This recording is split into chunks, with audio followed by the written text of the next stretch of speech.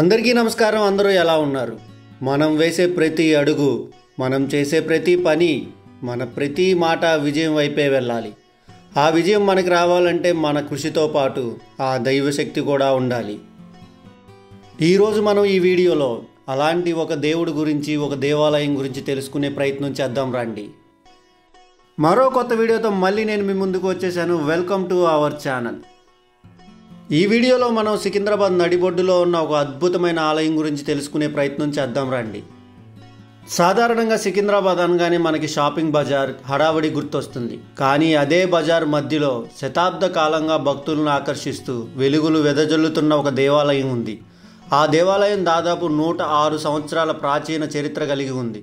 అప్పటి వ్యాపారస్తులు, స్థానికులు కలిసి ఈ దేవాలయాన్ని నిర్మించారు.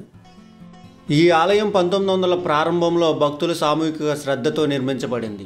అప్పట్లో సికింద్రాబాద్లోని వ్యాపారవేత్తలు, వాణిజ్య కుటుంబాలు కలిసి ఈ ఆలయ నిర్మాణానికి ముందడుగు వేశారు. ఈ ఆలయం అప్పటి సంప్రదాయ శైలిలో నిర్మించిన గర్భగుడి ఇప్పటికీ తన పురాతన కాంతిని చాటుతుంది.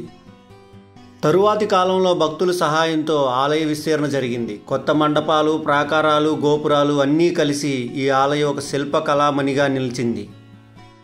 ఈ గుడిలో మనం అడుగు పెట్టగానే మనకు కనబడే మరో విశేషం ఏమిటంటే తిరుమల తిరుపతి శైలిలో ఏర్పాటు చేసిన బోర్డులు.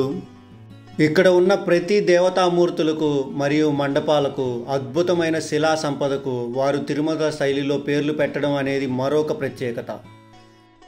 ఈ దేవాలయం ప్రధానంగా నగరంలోని వ్యాపారస్తులకు, ఉద్యోగస్తులకు ఈ దేవాలయం ఆధ్యాత్మిక ఆరాధనకు ఒక కేంద్రంగా మారింది. ప్రతిరోజు ఉదయం, సాయంత్రం జరిగే నిత్య పూజలు అనేక మంది భక్తులను ఆకర్షిస్తాయి.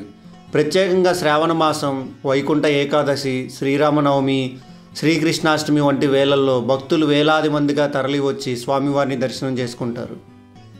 ఇప్పుడు మీరు స్క్రీన్ మీద చూస్తున్నది ఒక గోశాల. ఈ గోశాల దేవస్థానానికి వెనక పక్కనే ఉంది. ప్రత్యేకంగా మనం ఈ గోవులకి ఆహారం కూడా పెట్టవచ్చు. ఈ గోవులకి కాపరిగా ప్రత్యేకంగా శ్రీకృష్ణ పరమాత్ముడు ఉండడమే ఇక్కడ మరొక ప్రత్యేకత. ఈ దేవాలయం 2 అంచెల ప్రాకారాలుగా ఉంది.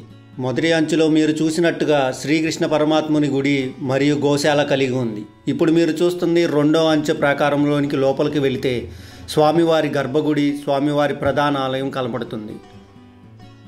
ఈ 2వ ప్రాకారంలో మనకు మొదటిగా దర్శనమిచ్చేది ధ్వజస్తంభం.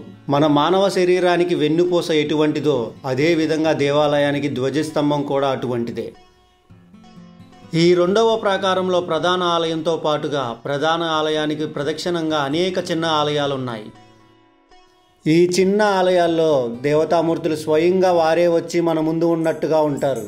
మనం ఏ దేవాలయానికి వెళ్ళినా మన మనసు ఎంతో ప్రశాంతత కావాలని కోరుకుంటాం. ఇక్కడ మన మనసు కూడా ఎంతో ప్రశాంతతని పొందుతుంది. తిరుమల తిరుపతి దేవస్థానంలో ప్రతి సంవత్సరం ఏ విధంగా అయితే బ్రహ్మోత్సవాలు జరుగుతాయో అదే విధంగా ఇక్కడ కూడా జరుగుతాయి. వాటితో పాటుగా ప్రత్యేక ఆకర్షణగా పాలాభిషేకం, సుదర్శన హోమం, సహస్రనామ అర్చన వంటి ప్రత్యేక పూజలు భక్తుల హృదయాలు దోచుకుంటాయి.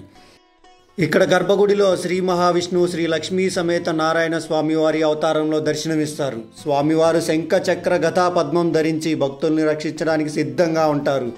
ఇప్పుడు మీరు ఈ స్క్రీన్ మీద చూస్తున్నట్టుగా. మీకు ఈ వీడియో నచ్చినట్లయితే లైక్ చేయండి. ఈ వీడియో మీకు ఎలా అనిపించిందో తెలియజేయడానికి కామెంట్ చేయండి. మరిన్ని ఇలాంటి వీడియోస్ కోసం మన ఛానల్ని సబ్స్క్రైబ్ చేసుకోండి. మరో కొత్త వీడియోతో మళ్ళీ